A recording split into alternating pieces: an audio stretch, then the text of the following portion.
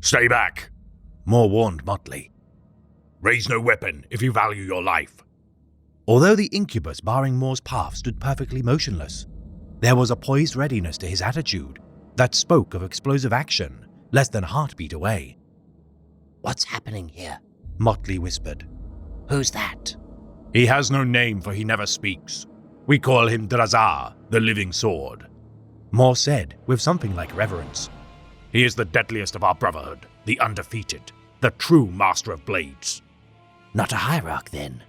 Motley asked, a little hopefully. No, Drazar has slain hierarchs, but he does not claim their place.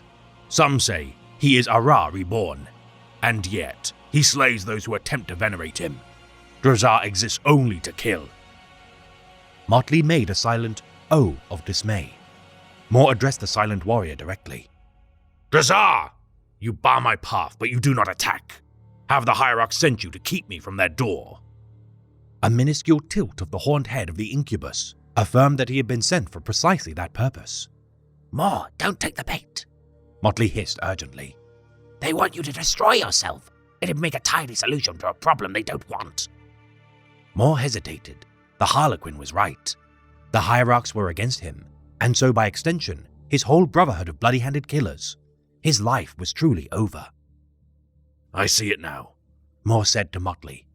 To save the brotherhood, I must be destroyed. Not for the sake of honor or vengeance, but for convenience. Oh, Moore, Motley replied sadly. "You'll always find such noble concepts as honor become increasingly rare as you ascend through the ranks. The pursuit of power virtually requires the abandonment of resolution for pragmatism, cooperation for coercion, and principle for convenience. Sadly, it's the way of these things." Moore tore his gaze away from the figure of Drazar, still patiently waiting, to regard the slight figure in Motley beside him.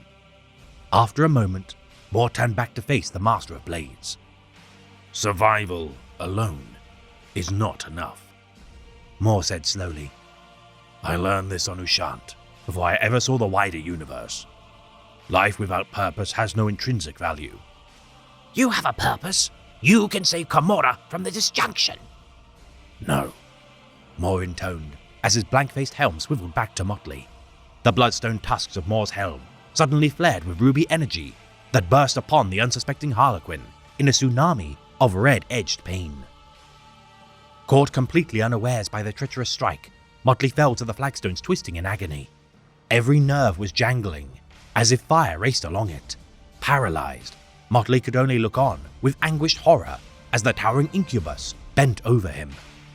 My path is clear to me now. Farewell, Motley.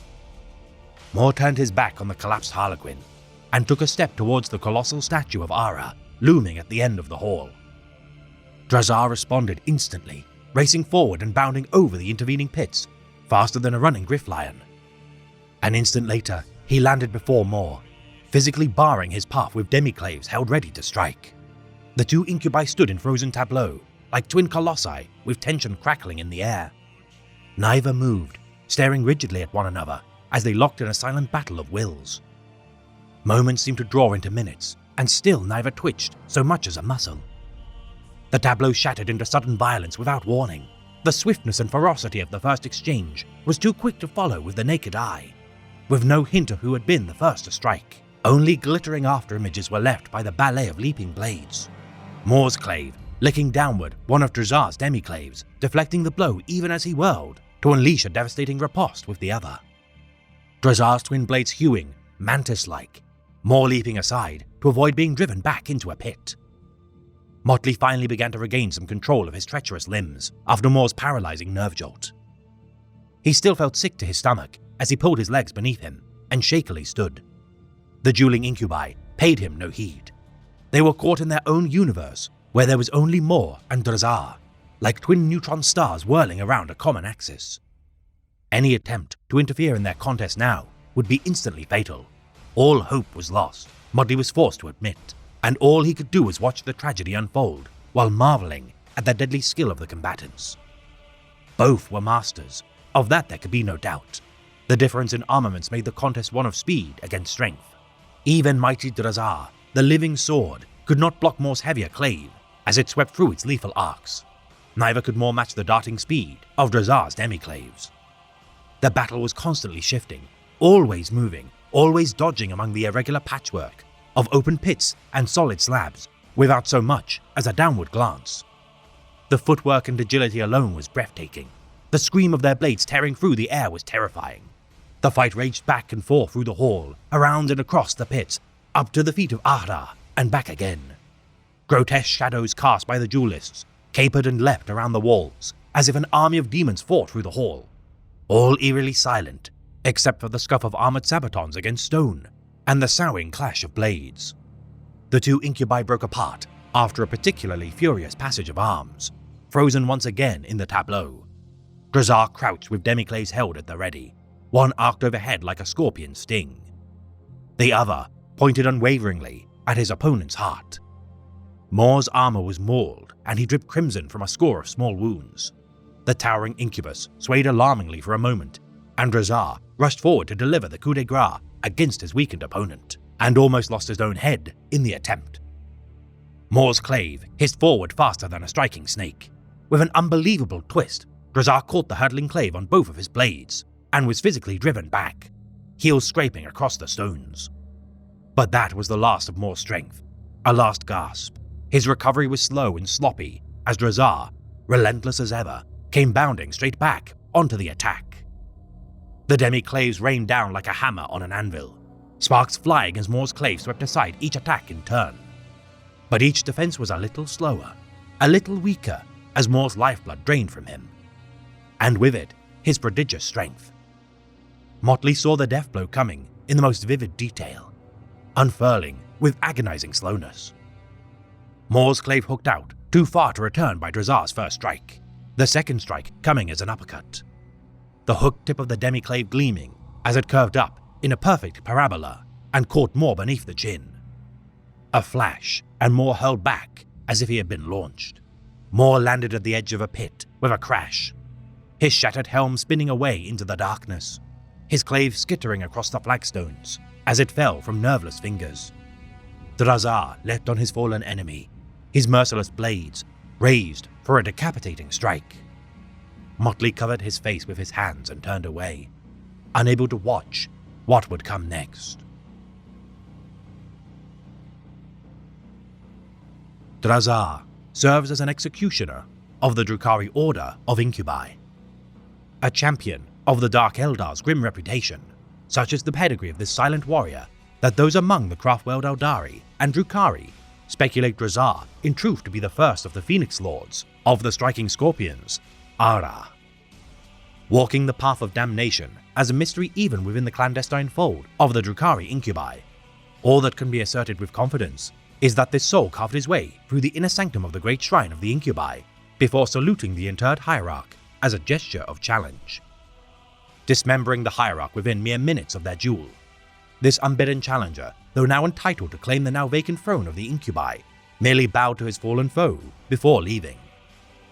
Clad in ancient war gear, unrecognized by any of the remaining Incubi shrines, this unmatchable combatant is so eerily silent during his bouts that many claim his armor to be filled with nothing more than grains of bone. Upheld as the champion of the Incubus Order, despite his refusal to accept senior ranks such as Hierarch or Clavex, this tall and imposing figure moves faster than his form might suggest is possible. Armed with a pair of demiclaves, which carve his enemies to ribbons within graceful arcs, many have fallen to the Master of Blades, having failed to even unsheathe their own weapons. Once marked as prey by Drazar, none have the option to evade the edge of his claves, none ever witnessing the executioner of the Incubus to remove his helmet, eat, sleep, nor utter a single word. The translation of the title of this mysterious swordsman meaning the living sword, nothing but the slight tilt of his head or curt gestures of courtesy belie a sentient being within his ancient panoply. Caring not for pride, capricious vices, or power, killing alone is prize for this enigmatic warrior who exemplifies the pure ideals of violent perfection to which the Incubi pursue. Calmly butchering all within his path as his compatriots set aside their own comparative inadequacies to better study his form, the majority of Comorites venerate the deeds of Drazar as a topic of enduring fascination. His acts of single-handed aggression such as slaying a trio of custodian guards in combat and slaughtering the entire population of Hive Tarson alone. Many a powerful Archon employs Drazhar to further their own ambitions. Tasked by Supreme Overlord Azrubael Vecht to hunt the High Priestess of the Inari, Yvraine, the Master of Blades pursued the Daughter of Shades to the craft world of Samehan, attacking from a secret webway portal incursion point. The edge of Drazhar's blade parried by the Phoenix Lord of the Howling Banshees, Jane Zar, moments before separating the High Priestess's head from her neck. Not even the Storm of Silence could sunder the living sword. Cleaving Jane Zar in twain with his demiclaves, though denied his prize, as Yvraine escaped the carnage, Drazhar claimed Jane Zar's Phoenix armor, offering it to the Mandrakes of Elendrak in order to prevent her resurrection. Yvraine petitioning Iniad to grant life once more to Jane Zar, the Eldar god of the dead, allowed for the Howling Banshee, Quitya Yen, to don the Phoenix armor and merge her mind with the combined experience of all who had been clad within its form. Drazhar once more facing Jane Zar in single combat following her resurrection. Within the sundered craft world of Xandros, the Phoenix Lord, now imbued with Iniad's grace, cut down Drazhar as the only known being to achieve such a feat. The Drukhari Klavex, Darakinia Fremens, discovering the discarded armor and mask of Drazhar following the battle. Upon donning the fell panoply, Fremens' mind was subsumed by Drazhar's own, allowing the Living Sword's rampage to continue.